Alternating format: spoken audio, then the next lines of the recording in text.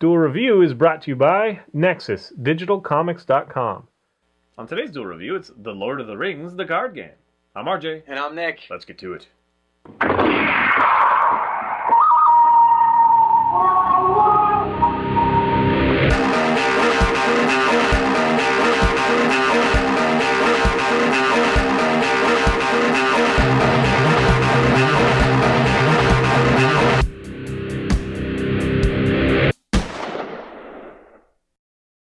Hey guys, welcome to Wednesday the 20th of February. We are doing The Lord of the Rings, the card game. That's right.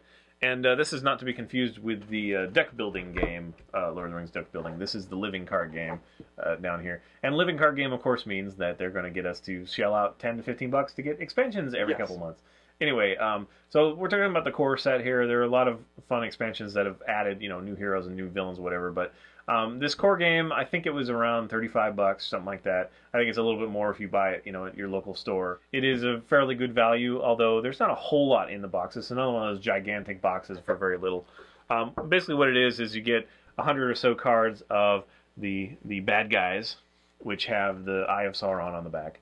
So these consist... Those are encounter cards, I think, right? Request cards? No, encounter cards. Yeah, and they consist of enemies, so enemy units that have their stats and their different abilities, locations, which you have to travel to, and I'll get to that. We do have a special set of objectives for a couple of the scenarios, and we'll get to that as well, and then treachery cards. Those make up the dark deck. The encounter deck, yeah. We also have the actual scenario cards here, and they put them horizontal so they're easy to keep track of. And they do this cool thing where they have like 1A, and you read 1A, sometimes it sets up a little bit, and it gives you a little story snippet or whatever. Then you flip it over, and this is after you've selected your team of heroes or whatever, and then it introduces, you know, like, go find the troll and put him into play, you know, that sort of thing. Yeah, yeah. So it does a good job. If you know, the first time you play all of these, it's like, oh crap, you know, it makes them different. I will say right off the bat that it is a little bit of a difficult game if you don't, you know, get the rhythm right, and I think it's more difficult without the expansions. I think the expansions, you know, that allow you to build your own deck definitely aid you, because there are some instances where you'll have like two big baddies come out and it's pretty much game over unless you both have, you know, strength or something in your group, or, you know, you're on the last location. So how can we talk about the mechanics without getting too long-winded and give everything away? Basically, what you start doing is you're going to start with 3 heroes. There are 4 sets in the core pack of 3 heroes each. This one is leadership, I think. Yes, that's leadership. Theodred, Gloin, and Aragorn. So they make up the heroes of this deck. These are very important because they're the only ones that accumulate resources. And in fact, each one of them will do 1 resource unless there's another card that modifies it per turn. So you want to keep them all alive as long as possible. There are certain, you know, factions, we'll call them, which are not disciplines, that are better at other things. Like, you have to balance attack, defense, and what they call willpower. Yes. So you have to have willpower in order to venture in and, you know, successfully venture in. Start solving the objectives, the quest. The quest. So after you've picked your scenario, you know, your quest, you'll put that at the head of the table. Put it way back because we're going to have a long line. Each character gets their... So we're just going to say it's a 1-player game, and it does say 1 to 2 player on the box. Of course, you can do 4-player if you want.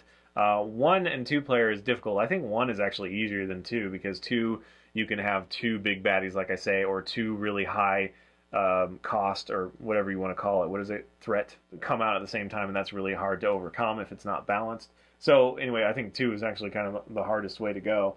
Right. Essentially, what happens, why he's saying it's more difficult is when drawing your encounter cards, you draw as many cards as there are players. So if there's 1 player, you get to draw 1. If there's 2, then you get to draw 2. Right. So you'll have your big deck of encounter cards, and what you'll do is every turn, if there's 1 person playing, you'll just draw 1.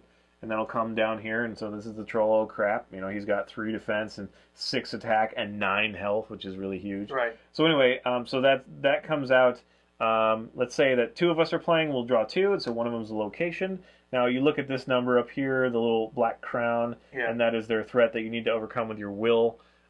And anything that overcomes that amount goes towards the objective. Or if you're going to explore a location, let's say that there are a lot of points here, and it's hard for your characters to overcome it with will, you can get rid of at least one location by putting it in front of the objective and exploring that location to get rid of that threat. Right. So anything that you overcome by willpower, you get these little tokens that are little footprints, which I'm not really crazy about. Right, the I progress wish they could have come tokens. something else, but yeah, you put a progress token equal to the number that you overcame with willpower onto the location first. If there's no location, then it goes to the objective. The idea is to get through all three of these objectives. The first objective set, the first scenario, has the last card you pick at random, so it's a little bit of a mystery each time. But each one of these has different things. There's one scenario that involves it's probably in here. Yeah, it involves the objectives, which this one's really cool. It's this black key. Anyway, these get attached to characters by luck of the draw, and you have to fight the creature to unlock this to get it, and then each one of these is detrimental to a hero that equips it, but you have to equip it. So, like in this one, one of us gets captured at random, and so we're trying to set them free in order to continue in the objective and whatever. So they have some fun with scenarios, and I do enjoy that. I enjoy the breadth of the game, the differences in the objective sets. But having said that, again, it's fairly difficult. Which is not a bad thing. It's just, once you get the hang of it, you have these threat meters, which you'll start off with a beginning threat depending on your set of heroes. And each time you tick up 1, possibly 2, if you have the right cards in play.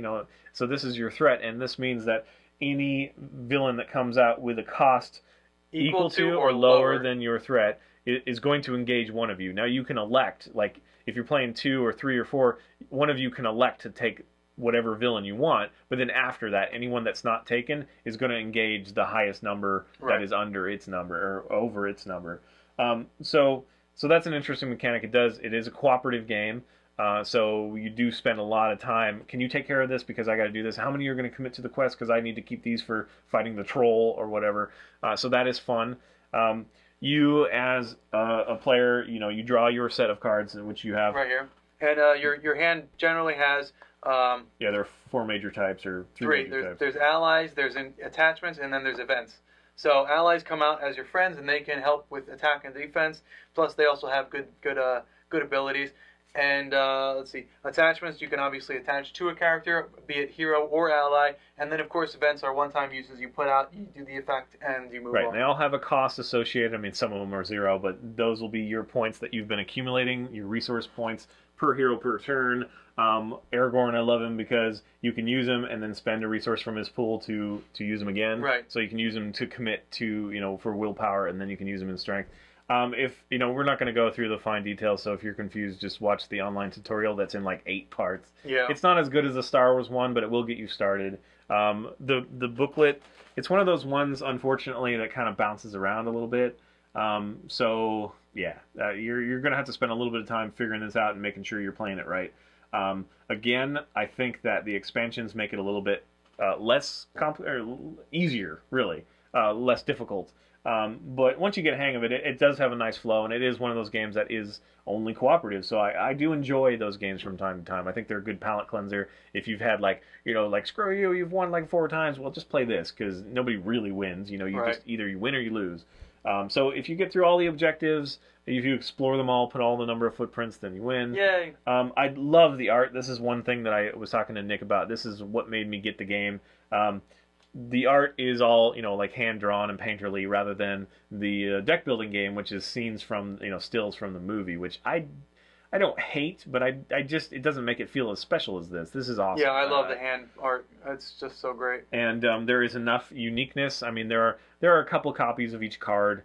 In fact, in the villain deck, when you pull that card that's like everybody who's committed to a task lose 1 health, you're like, oh, that sucks. But then there's 2 more. So it's like, damn it. So you really have to figure, am I going to commit to this quest and risk my hero being damaged, or is he too low on health so he'll die? So if I pull that card, so it does pay to know the cards. Right. And Each objective has you stack together different cards. Now, there are, of course, other rules where you can blend and whatever, but that's fun. The first time we played, we didn't know that rule because they don't specifically tell you. The first time, they're like, shuffle all your hero cards. So we took all the hero cards, we shuffled them, and then we started realizing, oh, there are like, 4 different factions worth of cards altogether, but it didn't tell us that. Yeah. It just assumed we knew that. And it does the same thing with the bad guys. If you really study the card, though, you'll see these icons, and you'll wonder, what are the icons for, and then that'll explain it. On the quest card, it tells you what villain factions to put in. Well, I say factions because it's not really factions, but yeah, that's kind of what they are. Like, for example, he's got the bear print or wolf print. That sets him apart from the tower, like or the Sauron eye, or the spiders, or there's a river and then there's a tree. Yeah, so it's one of those games that we play a lot of games, especially because we review. So we don't always read from cover to cover and make sure we know everything. So it should be fairly self-explanatory. Usually, in a good design card game, you kind of get it right away. Yeah. So this one just overdid those steps, and it was a little confusing. But shame on us, we didn't really. Yeah, we didn't read it fully. Study the cards first, but once we got a hang of it, it was pretty easy to learn. You've got 30 cards, I think, in your hero deck, so they're fairly small decks, so you will see those cards again. I would have liked to see more variety, but of course that's where the expansions come in. Right. So those bastards, I'm probably going to spend a lot of money, buying the expansions, but I think it'll be worth it. It's been a lot of fun. I really want to get the Nazgul expansion. Anyway, there's a lot to look forward to. So I think that's it for now. Let us know what you think. I'm thinking I'll do the other card game in the future because it does look interesting, the deck building game. Oh, the deck building one, yeah. But for now, I'm kind of tapped and we've got the expansions to buy. So. Yeah, so it is a lot of fun. The game is just great. So which is why we're buying the expansion. So yeah, and a lot of people say that four players is fine.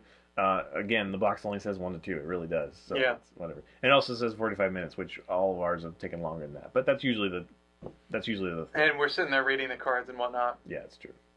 All right, guys. Thanks for watching. Please subscribe to our YouTube channel and tell us what you think. Game Lab's been a lot of fun, so check that out. Yes, and please leave comments. We love comments, and you can help support us by buying our wares at spiderwolf.com. That's right. T-shirts, card game, art prints, short stories, and more. See you guys. That one went. Phew. Got it, though.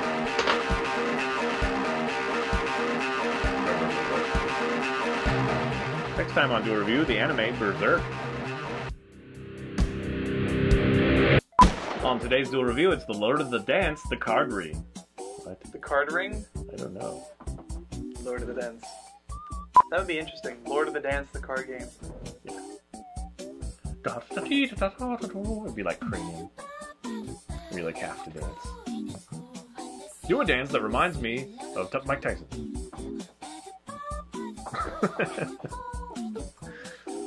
Hey guys, welcome to Wednesday the 20th of February. We are doing the Lord of the Rings. I know. The Lord of the Rings, the card game. Hey guys, welcome to Wednesday the 20th of February. We are doing the Lord of the... I was going to say Lord of the Legend of Zelda.